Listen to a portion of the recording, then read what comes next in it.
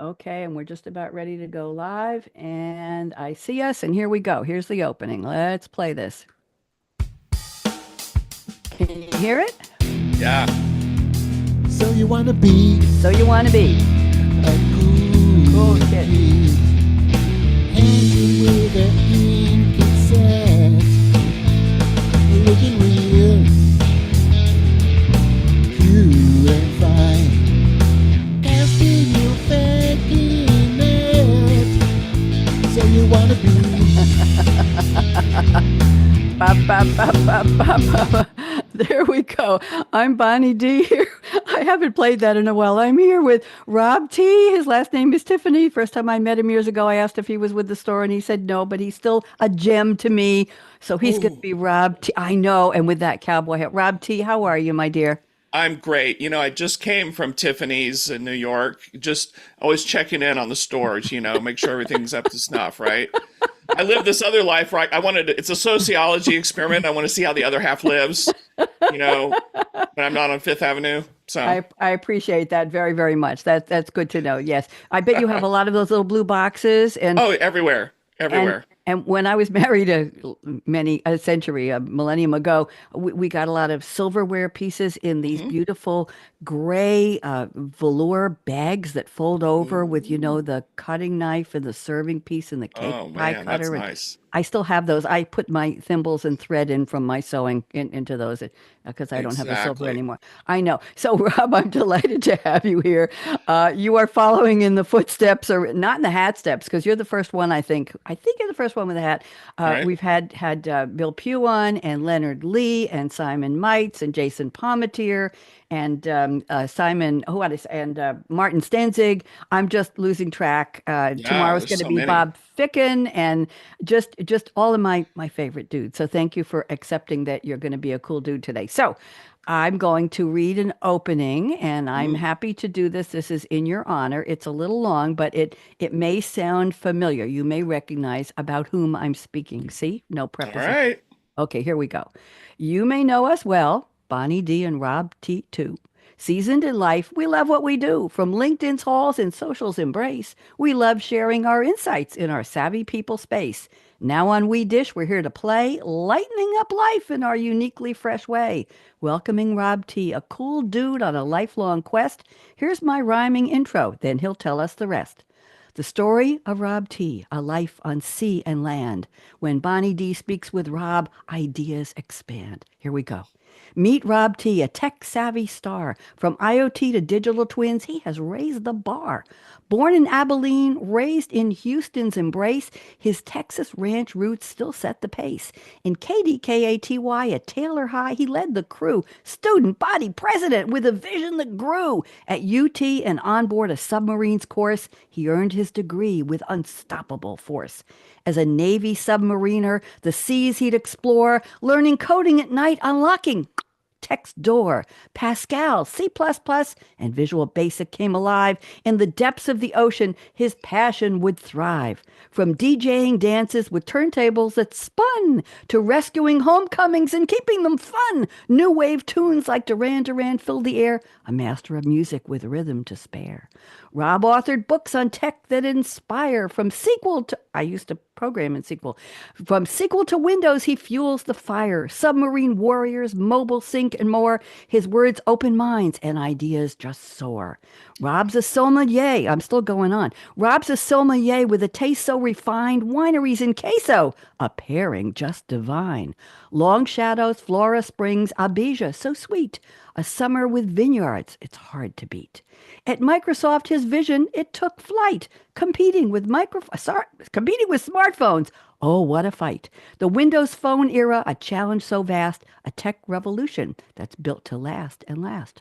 With the Moab Foundation, his mission is clear, using IoT, Internet of Things, to make the planet adhere. From climate to hunger, sustainable dreams, free tools and insights, his vision redeems. Rob crafted a documentary, History to Tell, the smartphone evolution where innovation fell. On YouTube and beyond, his stories unfold. 9 episodes of brilliance, his legacy bold. For 5 years, IoT Coffee Talk has been live. Tech, AI, and Edge help listeners thrive. 242 episodes strong so far. Rob's tech wisdom carries us along. A pioneer, a leader with passion so true. Rob T's journey will inspire me and you. From Texas to tech, his talents align. Here on We Dish, his stories will truly shine. Wow. Wow. Did you recognize anybody in there? Now, I don't know who that is. That's let me crazy talk. let me finish. Here on We Dish, chatting on life's score, culture, music, food, and oh so much more. Join us live or on demand, day or night. We won't be here, but you can find us. Enjoy our dishing with shared delight. Meet us for real in our live streaming glow. Make the glow, Rob. Comments are welcome. Just play nice. You know who you are. You know. We Dish. Too Saucy Dame and Cool Dude too. Bonnie D and Rob T. Dishing on life's fun. Pour vous. That's for you in French. That's my gift to you. What'd you think? I love it. It's fabulous. That's amazing. You just like summed it all up right there in a beautiful poem. I've never heard anything like it. That's incredible. Wow. That's how I want to make my mark. By the way, I was just turned down by Marquis Who's Who in America. They told me that I didn't qualify. I think they sent me an application a while ago, 6 months ago. Yeah. But I want to tell you that they said I'm welcome to apply to their Marquis Emerging Leaders. So Okay. I figured at this stage of my life, I'm still emerging. We're emerging forever. Huh. It's like a butterfly waiting to come out of the cocoon. Shall I? Shall It I? is. Shall It I? is. Shall we? Yes. Shall we? Yeah. Yes. The poem, I feel like that's like you reading my eulogy or something, you know? Please don't say that. It's all summed up there, you know? It is. And actually, I was watching on TV this morning. I was actually watching the state funeral for President Jimmy Carter. Yes. And so that was what I was doing just before we got on the air here today. I was too. But this is Yeah. not your eulogy. I would love to have you come back in future years, Rob T. Okay. And I would like to write addenda to that Ooh, excellent. rhyming bio.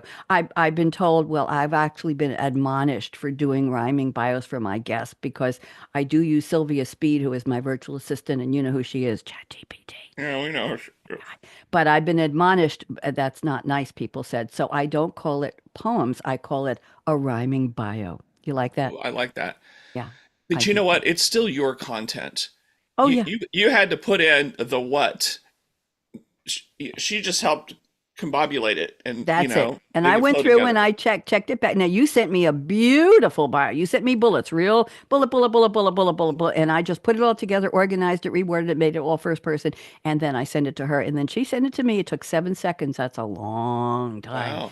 I know. Usually a minute, a second and a half, 3 seconds most for 4 bios, for short ones for my panel shows. However, 7 seconds was worth it. And then I went through and I changed a bunch of rhymes and I compared it to your bullet bio. And this Wow. is what we got. I'm so happy you like it. I love it. It's incredible. I'm happy. I I'm may be the touched. only host who does this for their guests. Do you You think? are. Nobody I- does this. I know. Nobody does I this. want to get a reputation as that, the rhyming bio host. Anyway, anybody doesn't know me, I'm Bonnie D, live radio and podcast. I don't like the word because I like streaming. Creator, producer, host, storyteller, playwright. Yes, I've written 3 romantic comedy plays and actually had them produced for my TV show in New York.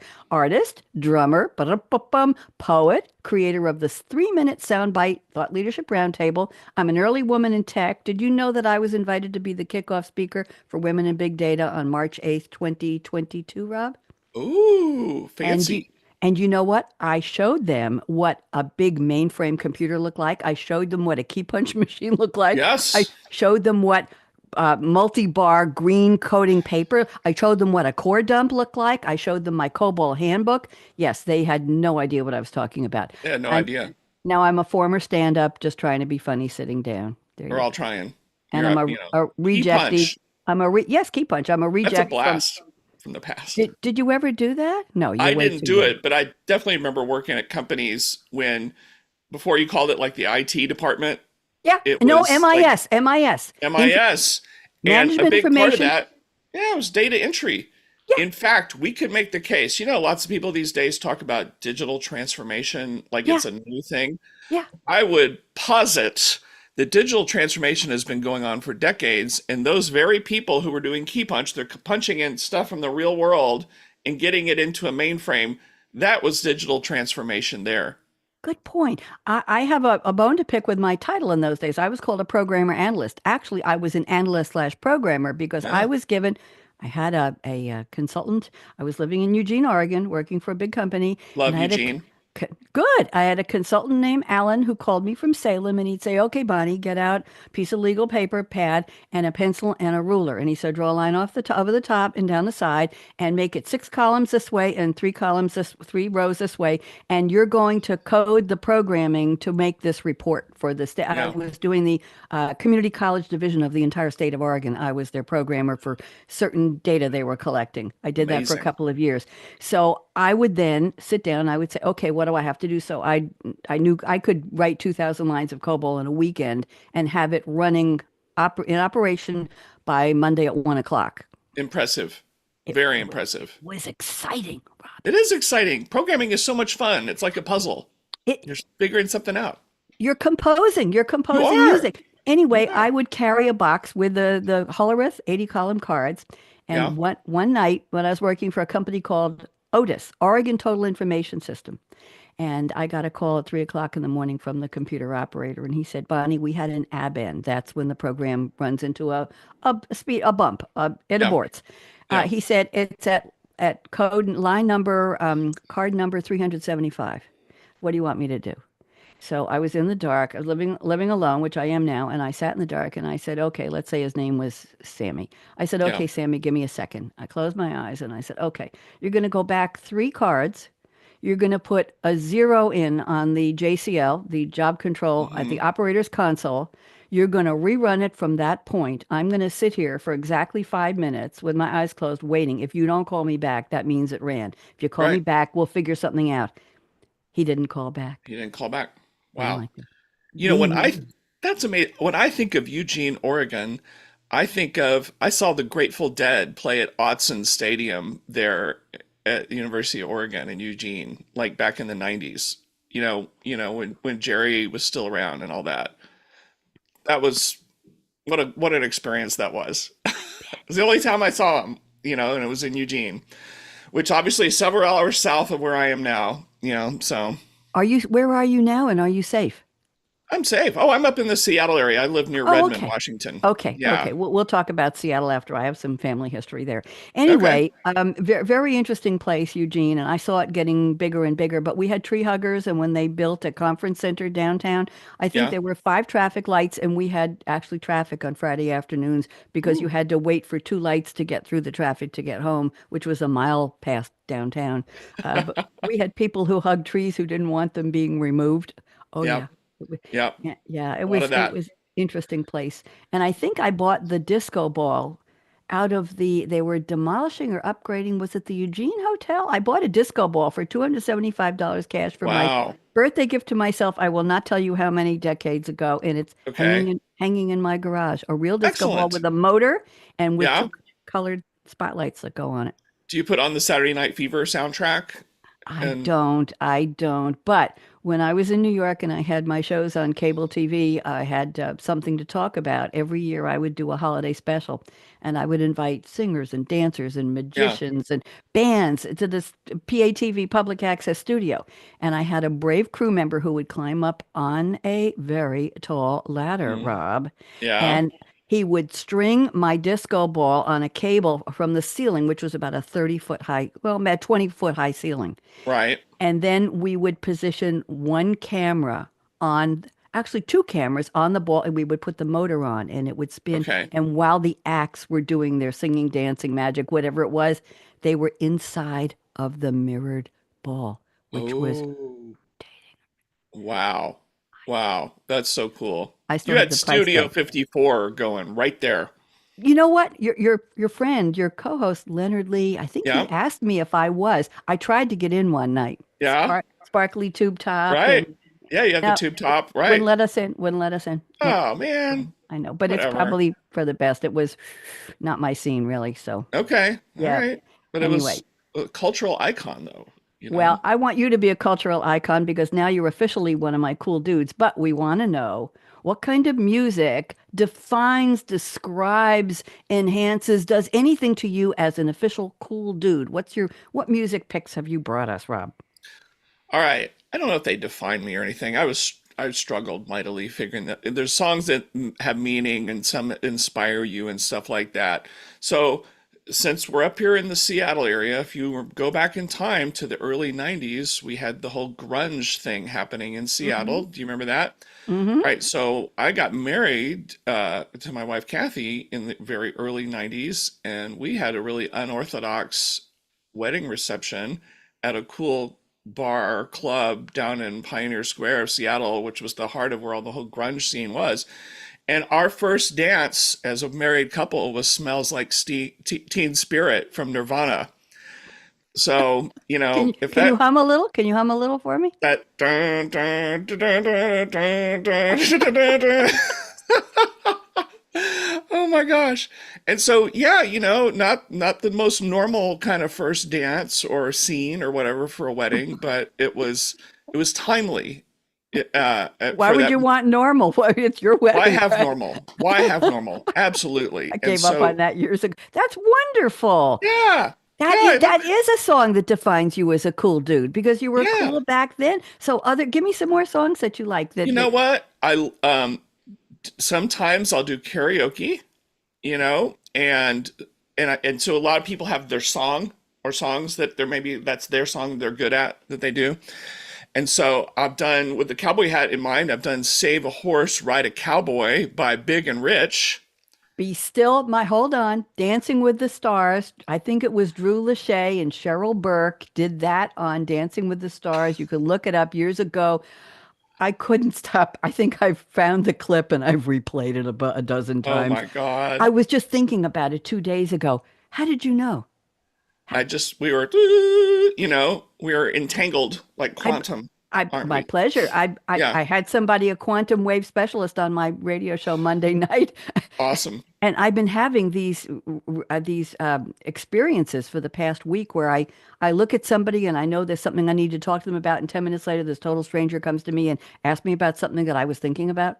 It's Yeah, it's been happening. it's Okay, weird. ride a horse, save a cowboy. Absolutely, over the Yeah, I mean, ah and it gets ah people going. Now great I have song. another song that I also do with karaoke, but you can only once you've sung it, you're incapable of singing anything else the rest of the night because it blows out your vocal cords. Creep by Radiohead, Oh, because well, the ending of it where he's like, at the top of your lungs, and you're shot for the rest of the night.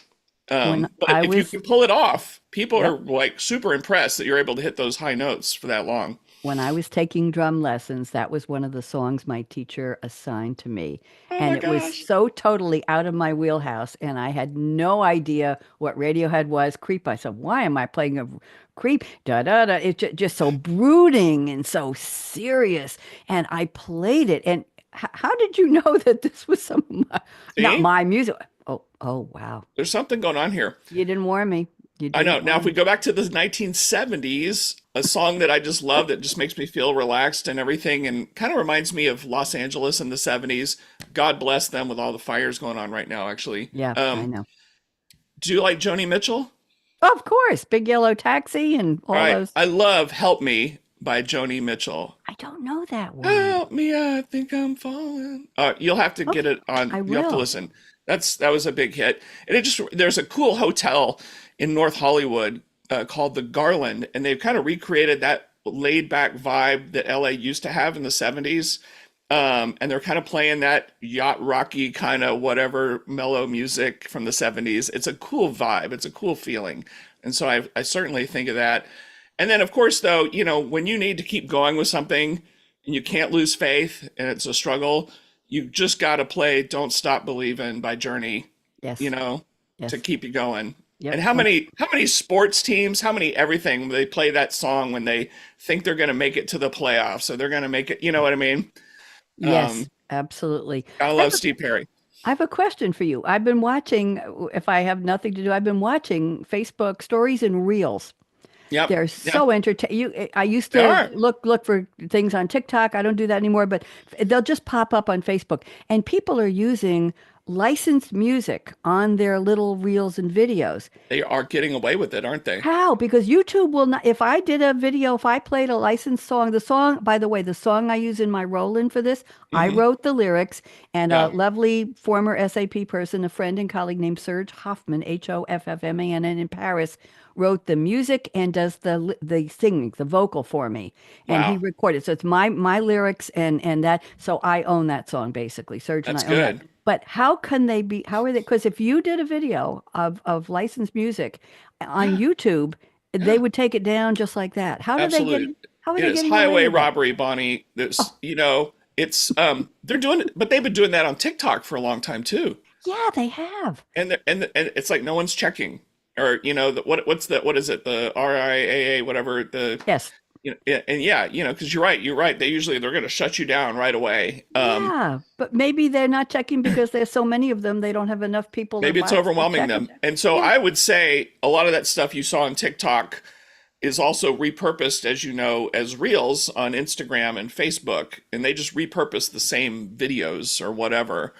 All the social media places are all trying to stay relevant and what's Yeah. hot, what keeps people's eyeballs looking, right?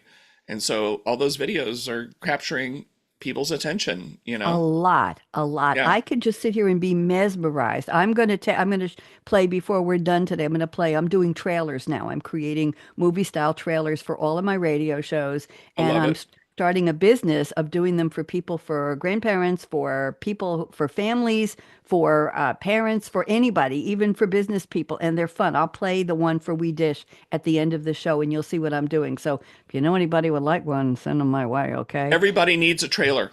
Everybody, I'm reaching out to the whole world, all my I'm the one. peeps. I'm the one. You all need a trailer. You need to talk to Bonnie. Wait till you see mine. Unbelievable. And it'll be All right. reasonably I'm priced. excited. I am too. Anyway, I'll probably redo that one from time to time, and your picture will be in an updated one. But you want to know my songs? You want to know Yes. mine? Lay 'em Okay. on me. Well, I've been working a long time. I was divorced young and I had two kids, 5 years apart. And I joke with people that I didn't marry a lawyer or a doctor. I raised my own. So my son's an Mm, attorney and my daughter's an MD. love So it. I have some songs about being that kind of a mom. Donna Summer, I was a disco dancer, a teacher, an exhibition dancer in Eugene, Oregon in the late 70s with a 70s. professional partner. And I did Disco Hawaii. We did Heaven Knows. We did a contest. Love Heaven And I Knows. was about 97 pounds, and Michael was about 120 pounds, but he could lift me over his head. We came in opposite sides, da, da, da, da, da, da, da, da, da, da, da, lifted me up, triple spin, death drop to the floor. My skirt was I made all my own clothes. It was black satin with a tie at the waist. So it was a Okay. 360 circle that opened black fishnet stockings. It was Yeah. phenomenal. Oh, Anyway, up in so the air? up Like in the Dirty air. Dancing? Up in the Yes, air, kind we of? did. Yes, we did the whole thing. We did the whole Oh, thing. wow. I'm It was impressed. it was amazing. I was impressed too, and he never dropped me, thank God. So I'm a Donna Summer fan. So she Love works Donna hard. Summer. She works hard for the money. Yeah. Hot stuff Hot on the stuff. radio. I wasn't The doing radio. radio then. No More Tears. Enough is enough. Right. Last Dance and I Feel Yeah. Love. A lot of these were done with the special sounds of Giorgio Moroder, That's the right. machine, the disco. Remember? But Yeah. all the background. Also, let's add Cyndi Lauper's "Girls Just Want to Have Fun" and "Groovin'" by the Young Rascals, because Love I it. did. Love it. Love it. Then a couple of anthems. I Am Woman, Hear Me Roar by Helen Reddy, I'm ready. 1971. Yeah. Leslie Gore, You Don't Know Me. I did a music video and I sang, and the band I was doing it with replaced my dub over my voice with their girl singer, but it was okay. I actually did a music video of You Don't Owe Me throwing a fake tinfoil ring into the bay on Long Island Bay, and then I turned my TV studio into a high school gymnasium, and everybody brought their wives and their girlfriends and their boyfriends, and we did a high school dance, and I looked over the shoulder of my partner at Tony and I said, "You don't own me." And so we did the whole, I don't know where the tape went. Me and Bobby McGee by Janis Yeah. I know Joplin. that. And Yeah. you know the line, freedom's just another word for nothing left to Left to lose. lose. Exactly.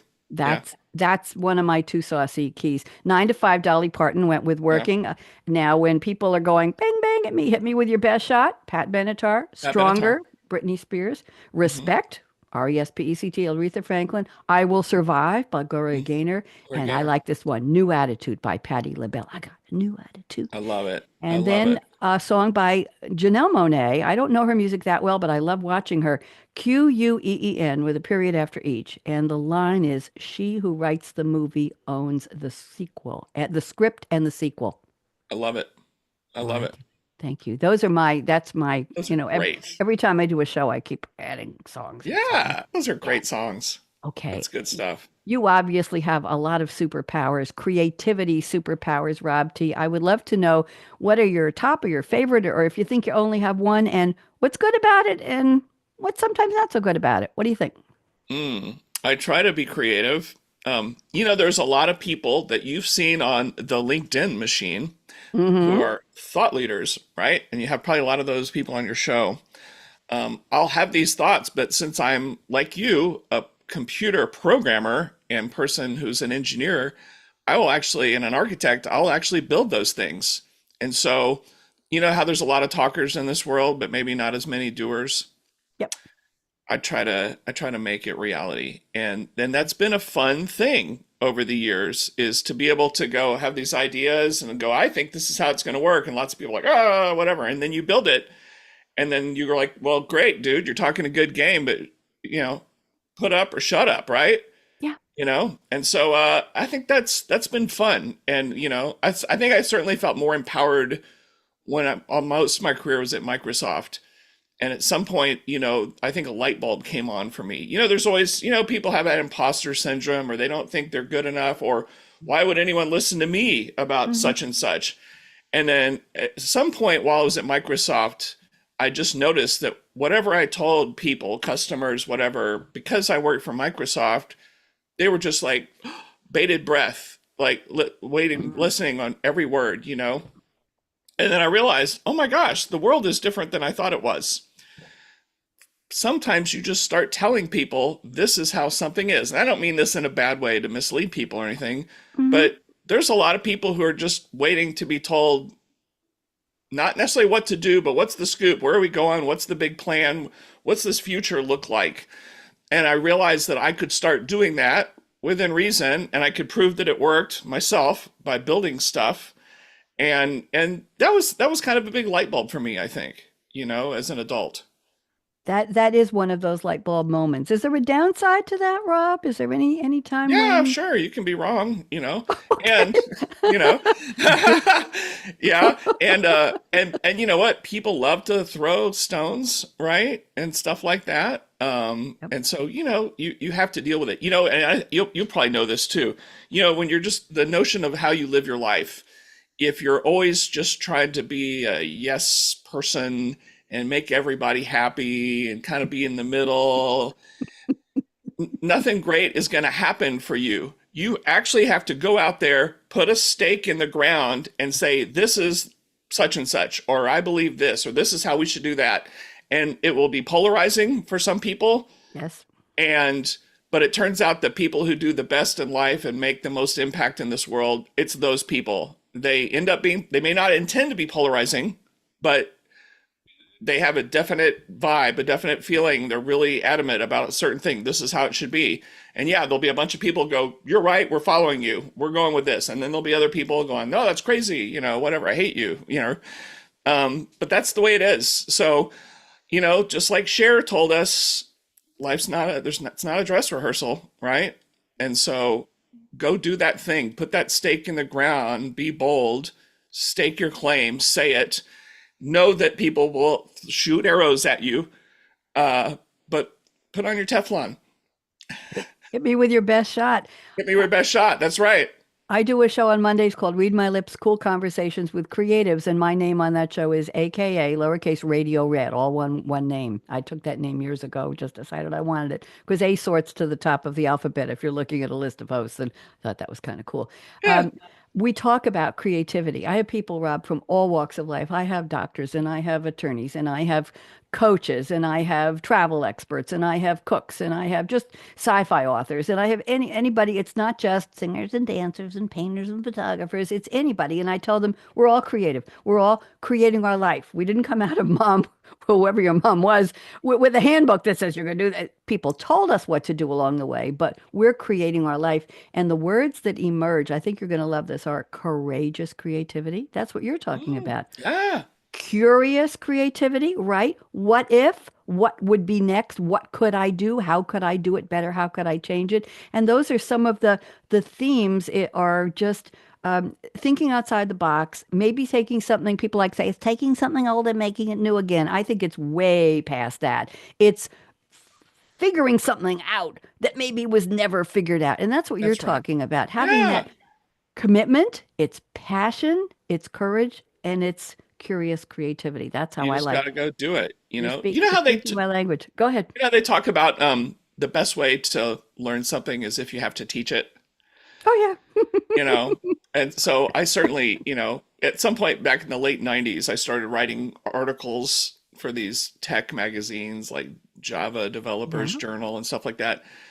And I realized, oh, this is real. When I'm forced to write an article to teach someone else, I learn it so much better. And Yes. that got me going writing books and stuff like that and just never stopped. What was life like as a submariner? I want to know. It's not for everyone. Um, Sure. especially if you're claustrophobic, living in a tube that sinks on purpose is not for everyone. I can't even do MRIs. Go Yeah, ahead. no, right, totally. So yes, so being on a submarine is a neat thing. It's a very, very small club. So we have an all volunteer military in the United States, but when you volunteer to be in the Navy, for instance, they can't make you be on a submarine. You have to volunteer yet again and go through a different school to be on submarines because they know it's so wacky and weird for people that there's no way they could just so they can make you can be on a ship, of course, but a submarine's a different thing. And so you actually have to volunteer again for submarines and go through submarine school and all that kind of stuff. And because it's a different world, because you're living underwater for months at a time, and you're driving your spaceship like the Starship Enterprise underwater, Mhm. steering it around. You have sonar people. Have you seen movies like Hunt for Red October or Oh yeah. Crimson Tide or things like that, or Das Boot? It's a different world, and so I loved it. Obviously, it's not. You're out there for so long.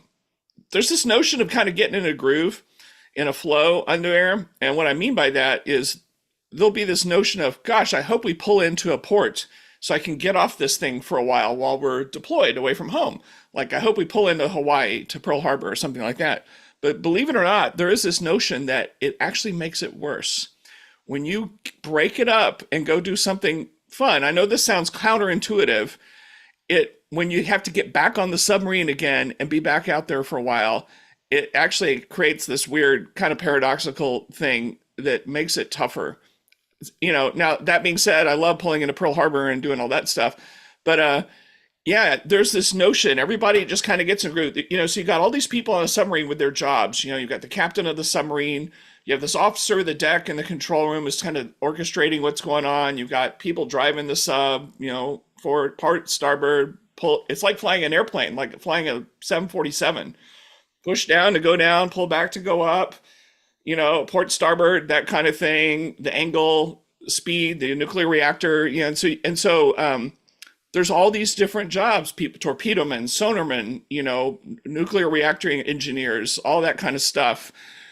And then what interesting thing about submarines is that there's this notion, your first year, when you first are deployed to submarines, whatever it is, no matter what your job is, you have to get qualified on every system and every job on the submarine, all of them. Really? Why? Yeah. You know how like there's CrossFit and cross training, you hear that term in Yeah, athletics or whatever.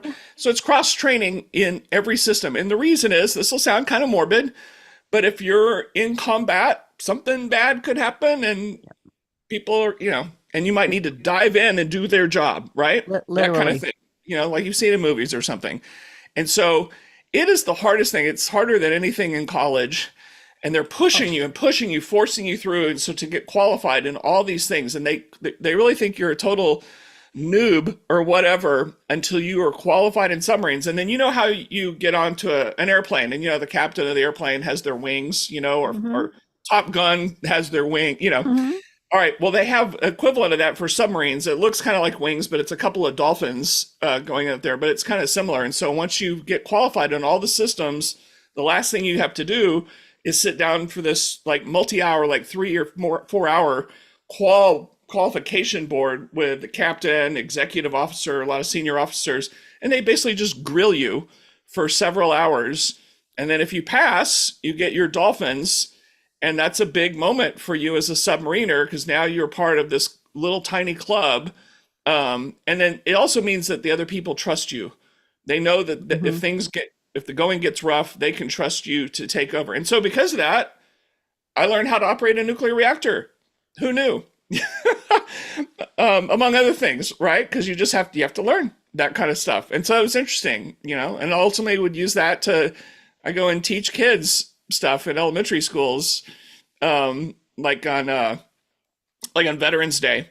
My wife teaches fifth grade, and I'll go teach all the fifth grade classes something I call the science of submarines. Oh, cool. And so I'll be on a whiteboard, I'll do some slides, but I teach them about how nuclear fission works in a way that a fifth grader can understand and how it makes energy, heat, and say, most of the electricity we make in this world is still driven by, I need to heat water up to make steam to spin something. And that's how we make electricity, the whole deal where you get the magnet and the coil. And I go, most electricity is still based on that principle. And the nuclear reactor is no different. It's just another way to create heat, right? And so I teach them that. I teach them how we make fresh water from seawater. We pull it in and we do desalination. We have the still where we break apart the salt water. And I go, this is an experiment that kids could do in school, where you kind of heat the stuff and evaporates and goes to another side. So I teach them about that. And then the fresh water to drink. But what about air? How do we not run out of air on a submarine? Because oxygen. Well, we do this electrolysis thing. We talk about molecules. So what's water is H2O. So we use this electricity type of thing to split apart that atom, that molecule, to take out the oxygen and send the hydrogen overboard so that we have air to breathe.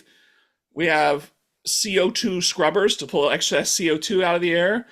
And so, I kind of go through all that. And it turns out there's a lot of cool science behind how a submarine works and how we're able to stay alive for months on end underwater. And so, and it's very similar to what we do with spaceships. And so, it's pretty cool. You are cool. I have loved everything you've been telling. I wish I was a student in one of your classes. I don't think I've ever met and spoken with anybody about being a submariner. I didn't even know there was such a word. Thank you. That was fascinating. How do you keep your passion? You're so excited about it. You're so hot about it. That's what's exciting to me. Is that just, well, I was on a submarine and we did this and you're still living it. You're still in it. Yes. That's one of your, Rob, that's one of your creativity superpowers, is you still have the passion for something that you did where you can convey it, teach it, share it with other people, young people, older people like me who don't know anything about it, and you're still engaged in it. That's what makes you a creativity superpower. Thank you. Oh, thank you. I love that. It's fun teaching. It is. I taught eBay buying and selling for adult ed years ago. I love it. Oh I was out of work and I was selling on eBay. My mother was an antique dealer and she had stuff around the house and she'd give it to me and I'd sell it. But I walked into adult ed one day. I knew the woman who was in charge, Rana, and I said, I'd like to teach eBay. And she said, we just fired our eBay teacher. I didn't know you could fire somebody from adult ed. And she said, the next class starts in 10 days. You're on. I said, what? She said, come with a curriculum. We've got, it's a lab with 6 computers. They were all Microsoft. And she said, come in and you're just going to do it. And it was so popular. I filled a class with 6 people in this lab setting. But my challenge, I know this has nothing to do with submarines, but I have to share this with you for some reason, talk about teaching. My challenge was keeping people awake. I did a 3-hour one-time class from 7 to 10 p.m. A lot of these people were, believe it or not, attorneys or doctors or teachers, and they had all this stuff in their house they wanted to sell on eBay. And they said, well, I'll go take a class. It wasn't that expensive. My challenge was keeping them awake the whole time. You know what I did? What? You were sitting there and you were starting to nod off as we went through the beginnings. It's like 7:30, 8 o'clock. We had 2 hours to go. And I said, Rob, I just know that you've got this pair of designer boots that were just so high end and you want to sell them. You only wore them twice. And see Mary over there? Mary wants to buy those for her husband on eBay. So, Rob, let's talk about how you're going to describe those and get rid of all the little a and the and of and let's put together a description. And Mary, you listen because you're going to be excited and you're going to tell Rob what you're looking for in that ad. And then you're going to bid, and Bill over there is going to co-bid, and Rob is going to decide, is he going to put it on buy now, or is he going to put it on, is he going to set a secret price, a hidden price, Yeah, a limit? So how are we? So I would get everybody involved in this storytelling play. I love it. And I kept him awake until 10 o'clock and I went home exhausted. But teaching, isn't teaching, Rob, part of it is storytelling? It's storytelling. You have to be a great storyteller because You have you do. seen teachers that look like they're just reading PowerPoint slides to you Yes. and you're falling asleep? That's why I don't Um, do webinars because I can't stand people reading slide number 12. right, right. I mean, yeah, I've seen that. And so you're right. You've got to be a storyteller. You got to bring excitement. So when I tell these little kids, I go, does anyone know who Albert Einstein is? And they're like, I've heard of it. And then I go, well, let me tell you about what he figured out. And then that led to nuclear fission. And then and then this other guy, Hyman Rickover, who was in the Navy, he was friends, with Einstein, and they figured out, well, maybe we could do this on a submarine so it could last forever instead of having to refuel it with diesel. There you go. And just things happen, and then the kids find out some of the smartest, most brilliant people that have ever lived were involved in making this happen. Yes. And you always hear that quote, the phrase standing on the shoulders of giants. Yes. And that's what it's all about, right? That's what we all do. Yep. And that's what these kids are doing, right? They're Yep. learning from people who came before them. You're caring, you're sharing, and they are basically, I'm going to make a silly pun. They're wearing your information into their own lives. They Sure. are, yes. So, oh, fascinating. You are really interesting. I barely knew you from being on my technology show. I just thought Rob Tiffany, he's Eh, friends with Leonard Lee, just and he'll another be tech cool. guy. Just Didn't know that another he tech. taught kids about Robert Oppenheimer and stuff. Well, you know something? As an early woman in tech, somebody told me I'm an early woman in tech. I didn't think I was early on anything. I was late to the game. But anyway, we understand how you can look at a blank piece of blank piece of paper, a rock, or a piece of parchment, and make something out of it. How you can it in a way it's living the theory that we all are a tabula rasa, that our brain is born with just an empty slate, a clean slate. Yeah. But we're the type of people, and that's why I invited you as a cool dude, and that's why I have Saucy Dames on the show when it's two TOO Saucy Dame plural, is that we're the kind of people who see that blank as an exciting opportunity rather than, oh crap, I got it right. So I got to oh, I have a deadline. That's not how we think. We think, Right. what can I do with this? What can I make from this? What's the outcome? How can I take a risk? How can I have courage? How can I Yeah. be curious? Isn't I that the love fun part of it is life? the fun part. So let me tell you the ultimate outcome of this silliness of me teaching and Yes, knowing about that stuff. please do. Are you familiar with an organization called DARPA? I think I've heard of it. It's the defense. It's the research group in Washington D.C. DARPA invented the internet. DARPA created. It's all the advanced. It's for the military, but most of our incredible innovations in the world, a lot of them started at DARPA. And so Okay. yeah, you can look at it. It's an acronym, and you can look it up. So a couple of years ago, I had the opportunity to present to DARPA, and they only do moonshot, insane ideas, life-changing things. And I was thinking about sustainability and climate change and food problems, and it's getting too hot for some countries where people can live.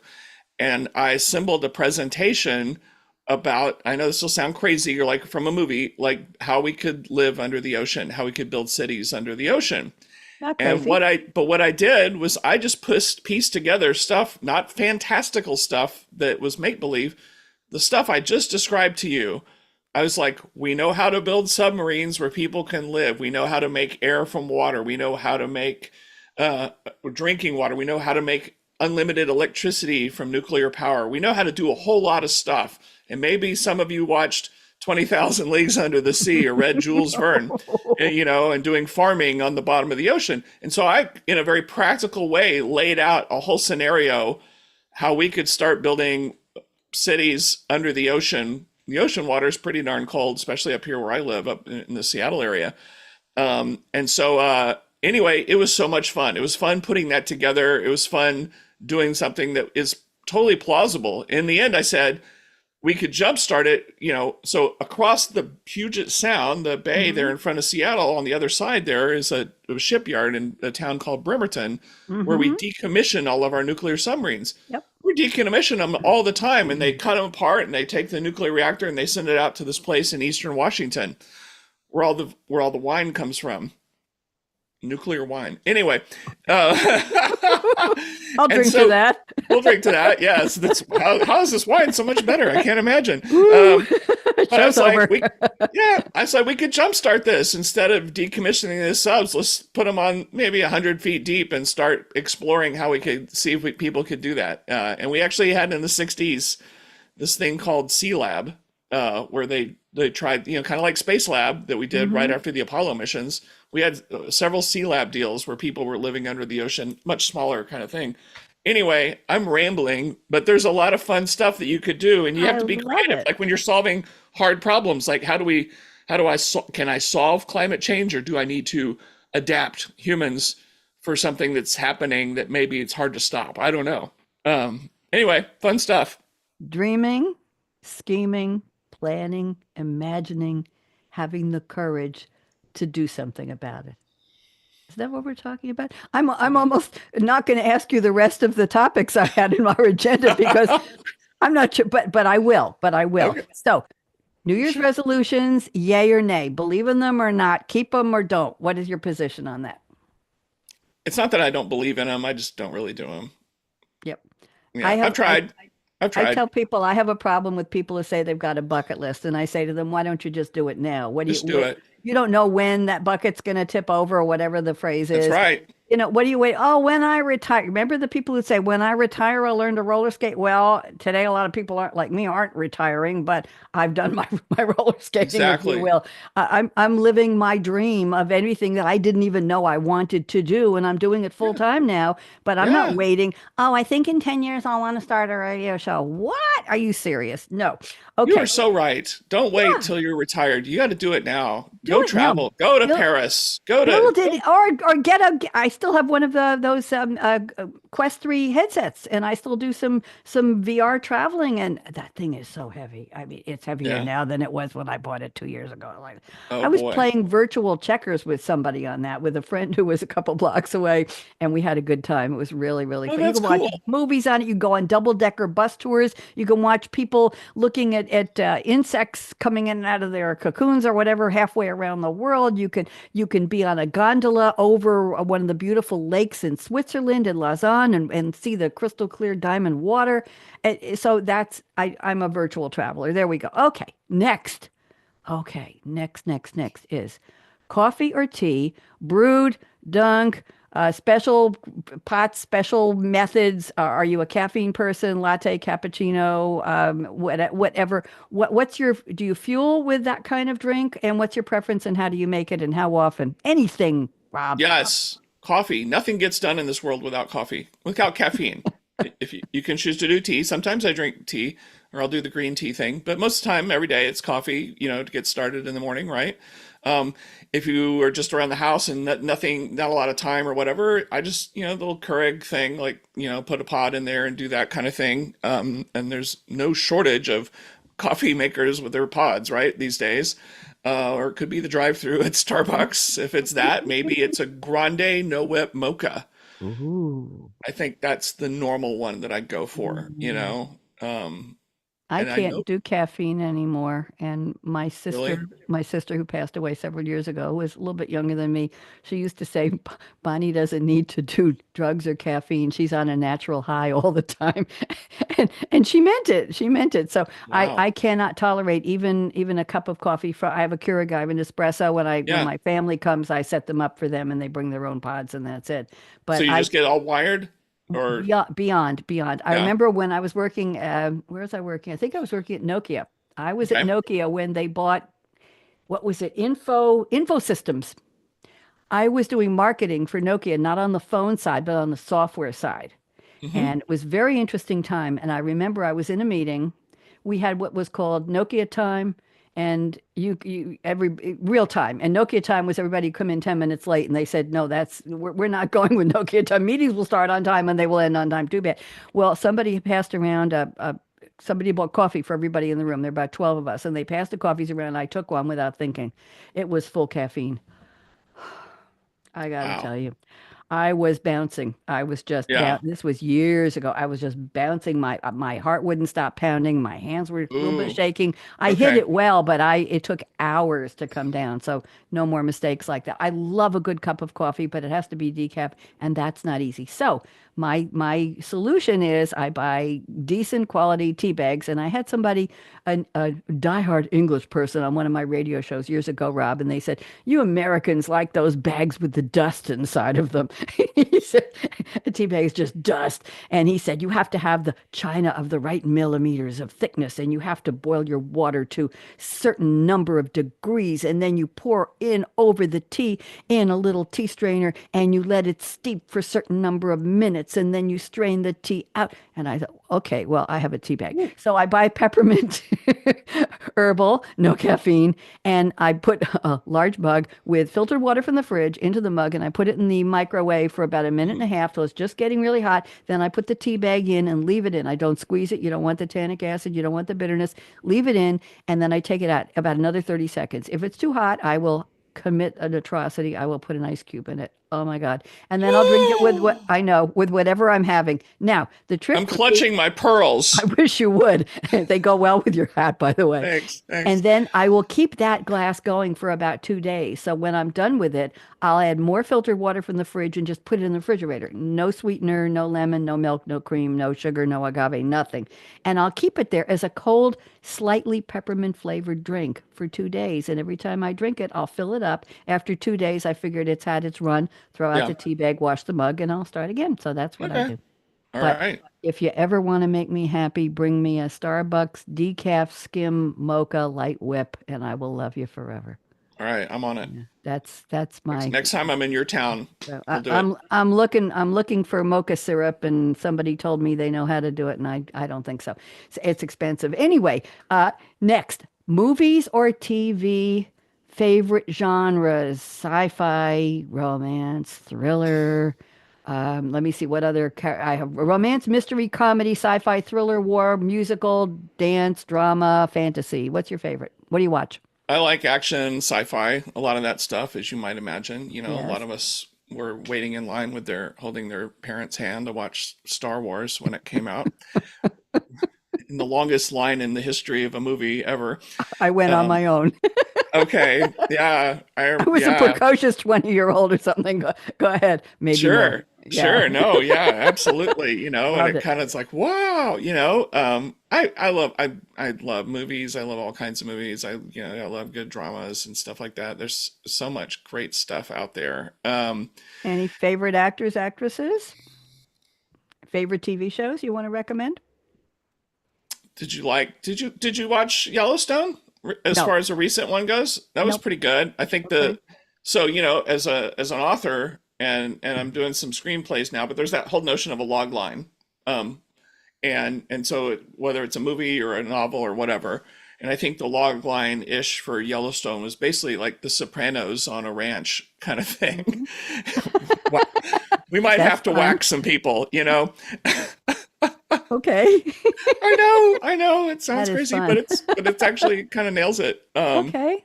Oh my God, there's so many. It's hard to keep up. I love the new Top Gun movie. Okay.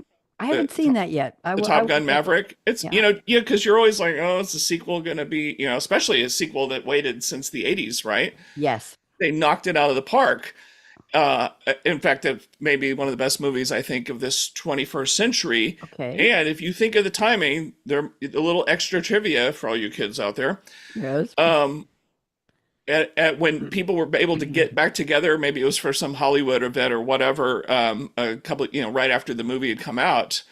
Um, Tom Cruise was out there and Steven Spielberg was there, and Steven Spielberg came up to him and he's like, I just have to thank you for rescuing Hollywood. This movie has saved our entire industry. And I Wow. was like, wow, what a big deal that is. And from someone like Spielberg, I mean, that means a lot, you know? But it's like we saw what happened during COVID, right? And then you saw the rise of streaming stuff and theaters shutting down and all And the this writer's stuff. strike? And the writer's Writer's strike? strike, absolutely. And writers are so worried about AI taking their, well, I think everybody might be thinking about that, but that was part of the writer's strike, wasn't it? That's one Mm-hmm. of the things they talked about. Yeah. And so yeah, it was a big deal. And so yeah, that was a really good movie. And nice props from good old Steven Spielberg there, you Love it. know? Yep. You gotta love it, you You know? gotta love it. Well, I sometimes ask friends what they do for relaxation, and they tell me they read. And I realize that I used to read a couple of books a week for all of the authors who were on my. I used to my radio show is Read My Lips, but it used to be up close and personal, and it used to be just authors. And I would actually sit on a Friday afternoon and go through hundreds of pages of novels or whatever to honor the value of having this person on my show, and then we would talk about the book. I don't Yeah. do those anymore. So I don't read anymore. What I do is I like procedurals. I like lightweight thrillers, nothing too gory. I like Hmm. murder mysteries, but mostly detective shows in French that are led by quirky and independent female characters. And there are Love it. lots of those. And you cannot be doing something else because I used to speak French fairly fluently. Now I have to watch the subtitles. I love the accents. I love hearing phrases and idioms that I know, and I would repeat something actually. And I absolutely love those. So I've got a bunch of those. L'Art de Crime, The Art of Crime is on now. Alice Nevers, Candice Renoir.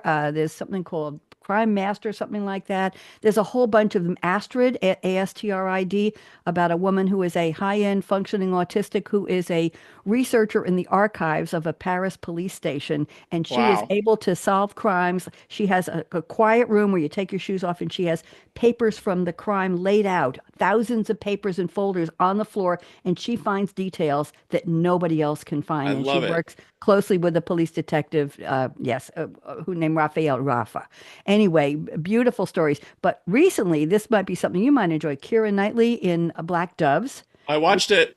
What'd My you wife think? and I What'd you, loved it. I That did was too. good. I did Yeah, too. that was Have really Have good. you seen The Agency with Michael Fassbender? His name is. No, I haven't watched it yet. Watch Is it it. good? Watch it. They're dropping one episode every week or 2 weeks, and it's hard. It's Yeah. very, very, very good. Very complex. Very, very good. The Diplomat, season two, Kerry Two Russell. thumbs up. And you Awesome. know that Allison Janney got some kind of an award for being a guest star in that. She's in the last episode of She's in the season two. last episode. I was like, She's the because you're VP right. of She was up support. for Best Supporting Actress there at the Why? Golden One Globes. episode, she looks all pruny, like, and in Yeah, this she gray did. suit. Uh, I agree. I And thought I love The Diplomat. What a great show. and it picked up steam. It It picked up did. steam. It did. And Rufus Sewell, her husband, who Yes. plays he's in another show. What was it? I think he's Keira Knightley. I think he's her husband in that one in I in Black that movie, Doves. yeah, but I remember him from Man in the High Tower, which was an Amazon deal. I never followed him before. I like him. He's He's got a certain great. He's yes. got that irreverent kind of I'm better than all of you people, and I'm just kind of here to save the day when you need me or And whatever. by the way, guess who's making an appearance on a fairly regular basis in the agency is a very aged or aging Richard Gere as the head of the Ooh, agency. Richard Gere. White hair, gets a few lines in each show, looking very dapper, very elegant. So that's a surprise. Richard Gere yes, in the agency. It's an interesting show. Did you see A Bad Monkey with Vince Vaughn? No, I did not. Oh, you got to find, got it. Okay. All Put it right. on your list, All right. Bad Monkey. And I never know why they named it that. I thought that was amazing. And I watch shows like Death in Paradise and Criminal, Pacific Criminal. These are all French Yeah. language shows. But my point was that people say to me they read, and I realized the other day I had a revelation that instead of sitting with a book, and I love books, but I'm watching the book brought to life by a director, a producer, and a casting director Yeah. with actors who are bringing those stories. So I'm watching I'm reading with my eyes and ears a lot of stories, just not in book form. And I Yeah. realize that I don't have to defend myself and say, oh, I watch a lot of TV. Oh, you do, you're poor kid. What's wrong with you? Well, there's Oh, I nothing. know. I'm Uh, enjoying them being brought to life, and somebody wrote the script, somebody wrote the plot. Absolutely. So there you Absolutely. go. I've So when just you been, talked about reading shorter things, or were you just what is that like a action or whatever, a short story? Is it 100 pages or is it or was that what just a you know what are you talking or about? Remind well me. you were just talking about how you just shorter things or maybe you just meant that you were just watching these shows now. Oh, the shows run between 45 minutes and an hour and a Yeah. half. Yeah, you're And so right. I'll binge a whole series in a weekend. I will, but I feel like I've read a series of books like you might write, Yeah. like So like when a I think series. of Richard Gere, Yeah. American Gigolo, Officer and a Gentleman, I Yep. mean, wow, that's where Yep. he got his start, you know? Yep. Yep. And now he's What got white hair. I guess it happens to all of us. wasn't he in Julia Roberts? Yes, yes, Pretty Woman. Pretty Yes, Woman. he Yes, was great. yes. Okay. Oh, Absolutely. And very, that's where very. she got her start. That was There awesome. you go. I'm waiting for her to make one of these serials anyway. So, Yeah.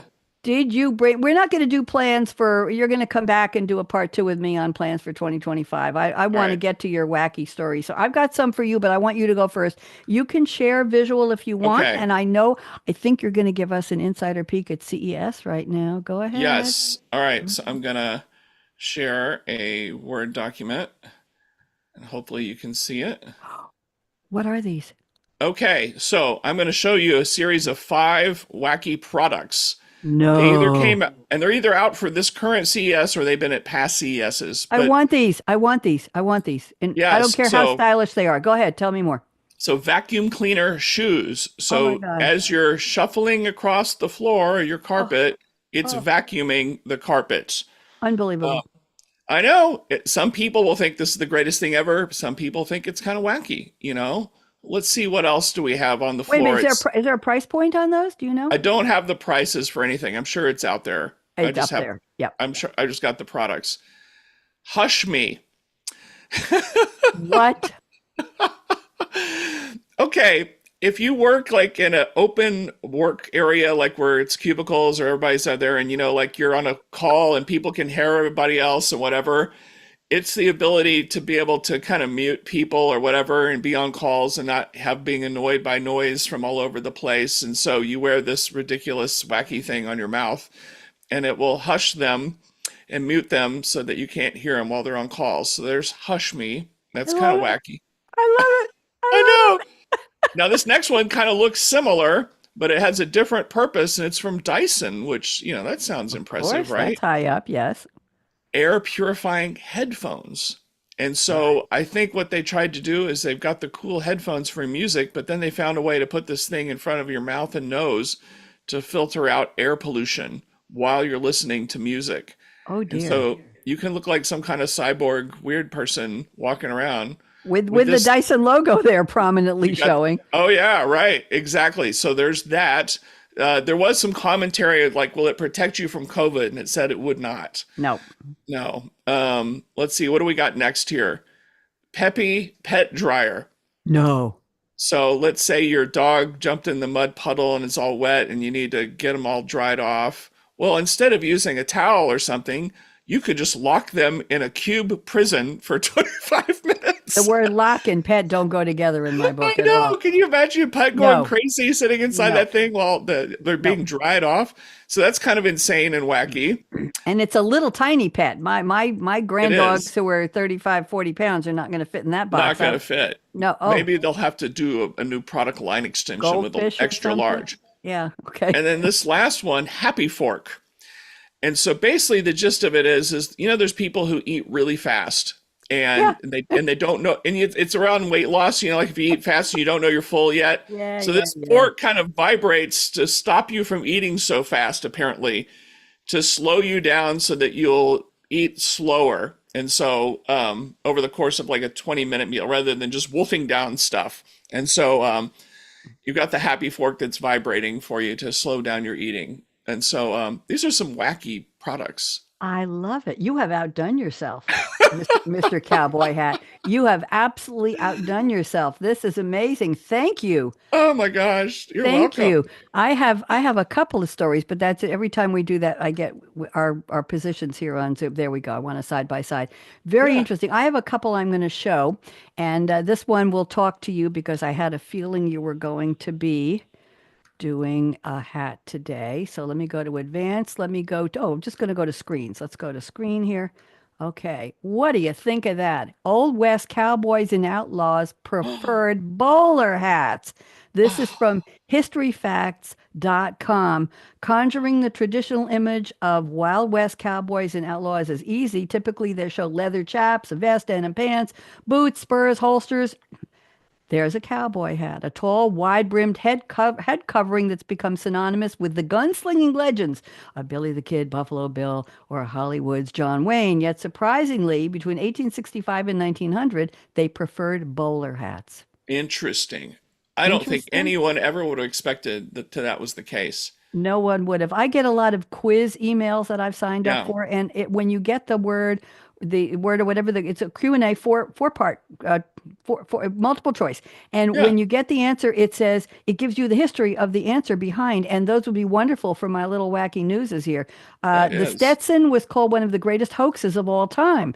I'm The myth wearing a Stetson right now. Listen to this. The myth It's that a Old hoax, West people. cowboys wore Stetsons was debunked in 1957 by Lucius Beebe, who examined thousands of photographs and discovered the prevalence of bowler hats on the western frontier in the 19th century. He wrote The Hat That Won the West as an op-ed for Salt Lake City's Deseret News that exposed the myth that the Stetson was the most popular cowboy hat. He wrote it, Wow. called it a mass delusion that took hold of the American consciousness as a result of faith and folk legend, and called the Stetson myth one of the greatest hoaxes of all times. Oh my Interesting. God. I'm sorry, I don't want to upset you, but I thought Oh, the oh, number of bowler hats produced by Lock and Company during the height of the trend, 70,000 hats. The it's a lot of amount a hats. cowboy paid for the first Stetson, $5. The year Buffalo Bill's Wild West showed opened, 1883. And the average height of a traditional bowler hat is 5 to 7. I'm assuming that's inches, and I'll put that in there. Okay. Wow. Interesting? Yes, it is interesting. There is always interesting paradoxical things we think we know, or things that are really real. Like, have you watched the show on TV streaming, The Gilded Age? Yes, yes, Okay. yes. What's interesting about that is you're in New York and it's kind of looks like Downton Abbey, and they're having this Gilded Age and all this fabulousness in the late 1800s. But there's a whole other America at the exact same time period of Wild West cowboys living off the land, and it looks like they have nothing in common with each. They don't have anything in common with each other, and Yep. it's amazing that there's two completely different worlds in America at that time. Absolutely. Very interesting. And I'm hoping that they'll come back for another season because I love the show. Yeah. Okay. 10 huge, I won't go through all of these, but 10 hugely important discoveries made by women that were attributed to men. And this is very interesting. It's called the Matilda effect. Have you ever heard of that, Rob? Yeah, I think I have.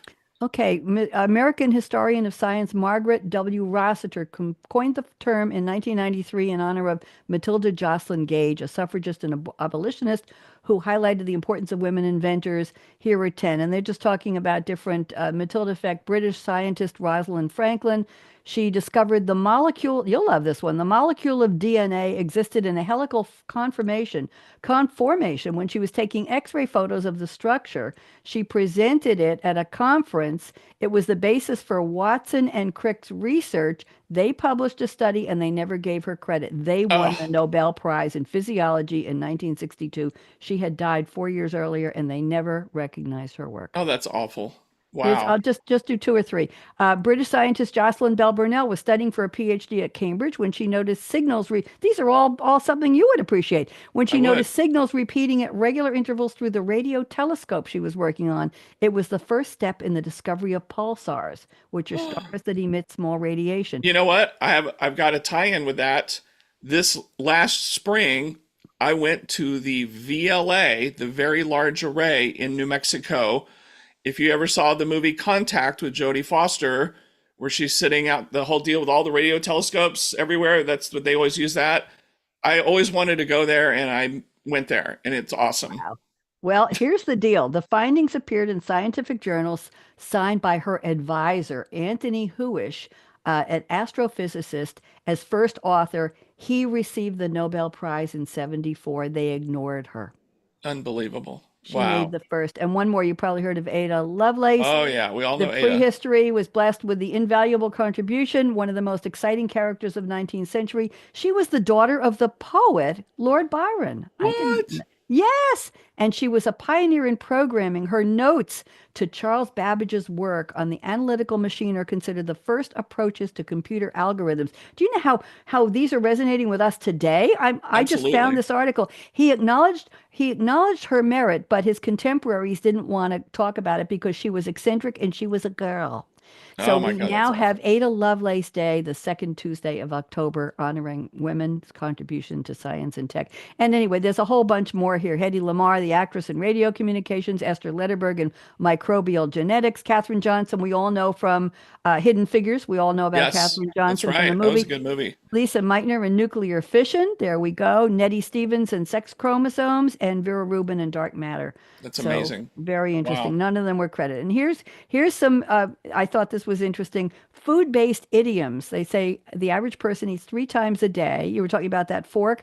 1,000 meals a year. I didn't know we ate that many. Wow. I'm doing my best to keep it at 1,000. Here are 7 food-related idioms. Apple of my eye comes from Shakespeare's A Midsummer Night's Dream. Sink in the Oh, apple of his eye, and the King James 1611 translation of the Bible. Keep me okay. as from Psalm 17:8. Bring home the bacon. In the 1100s, couples went to church and swore they hadn't argued in a year, and the church gave them an award of bacon that they brought home. Oh Bring my home gosh. the bacon. Wow. Greatest thing since sliced bread, an Iowa inventor in the 1920s, Chili Coth Baking Company sold pre-sliced bread, and they used that in their ad. The greatest forward step in the baking industry since bread was wrapped. Amazing. Game Uh, changer. Game changer. Put your eggs in one basket. Spanish proverb attributed to the 1605 novel Don Quixote by Cervantes. Translated from the Spanish, "'Tis the part of a wise man to keep himself today for tomorrow, and not venture all his eggs in one basket." Mm. And the last one I'll do is riding the gravy train. This may date to the 1920s railroad workers to describe an easy assignment that paid handsomely. So I've got a few more in here, and that's it. So I'm going Love to it. stop sharing on that. So what'd you think? How'd we do with the wacky? I thought we did pretty well. Those are wacky things. I love them. I love them. Yeah. I'm That's great already going to stuff. ask you if you want to come back for a part two in a I month or so do.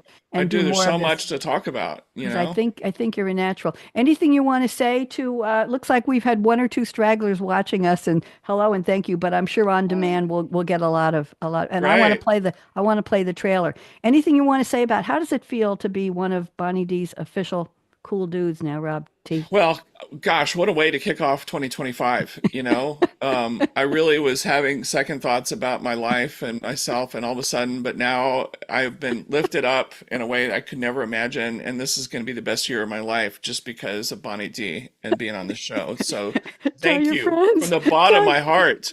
Oh, or any other part of your heart. Listen, I love the CES. Next time you come on, let's do some more CES wacky products. That was very creative of you to do that, and I appreciate that. I really, really do. I want to play the and by the way, thank you for accepting my invitation. I appreciate that too. sure. And you're in good company. I think you're my 13th or 14th cool dude, and I've got another one tomorrow and two next week. And if you know anybody who you think would enjoy being a cool dude, send them my Yeah, way, okay? absolutely. The prep is very simple and it's just a lot of fun. All you need to do is be able to remember your life and send me a long bio.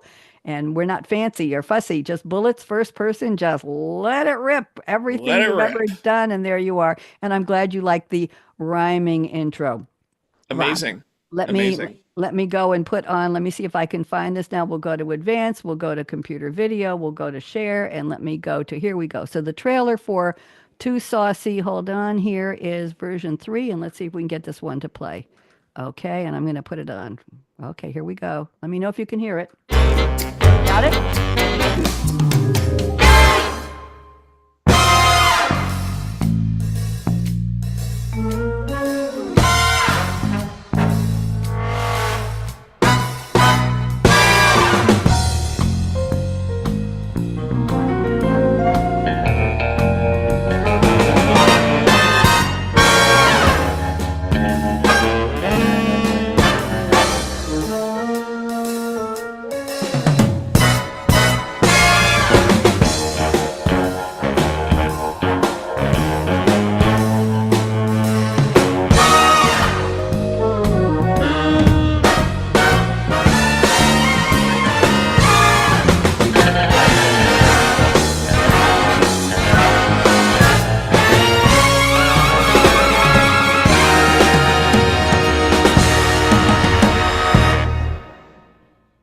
What did you think? Thank you. Unbelievable. I feel like Thank I'm you. in a different time. I mean, that's like old movie Hollywood, Pink 60s Panther. kind of. I love that. And then of course it also has that Austin Powers feel to it There as you well. go. There you go. Well, I'm starting a side business to do these for people, for I think families, it's great. for I love trips. what you did. I just Thank you. I'm doing one graphics. for a friend whose family just went with the two young grandkids to Disney World, and they've sent me 45 pictures. I need about 30, and I'm going to do it in a similar format. And I get to pick which with the music and the format, and then I drop in the pictures and the text. And I did one for my own grandpuppies with my daughter and her husband who travel a lot, and it's just really adorable. Rob, it has been pure delight. And stick around when we close out because I want to talk to you about something else. But thank you. Love the hat, by the way. Oh, That thank really, you. You really know, rocked. And I I couldn't never, find my bowler's hat. So so next I had to time. go with a Stetson. Next time. Listen, I wish you a happy everything, and I know you're going to come back and you're going to do part two with me, and you know the format, and I'll adjust the rhyming bio a little bit so it's not completely repetitive, but I'll talk to Sylvia Speed about some different rhyme Oh, schemes. Sylvia will Okay. help. Yeah. There Yeah. you go. Okay, Love let's it. wave. I'm not going to play outro music. I think we've done enough. So let's wave goodbye. Goodbye to social. Be sure to tell your friends and Bye. watch. And we're going to promote the heck out of this, right? Okay, here Oh, we go. big time.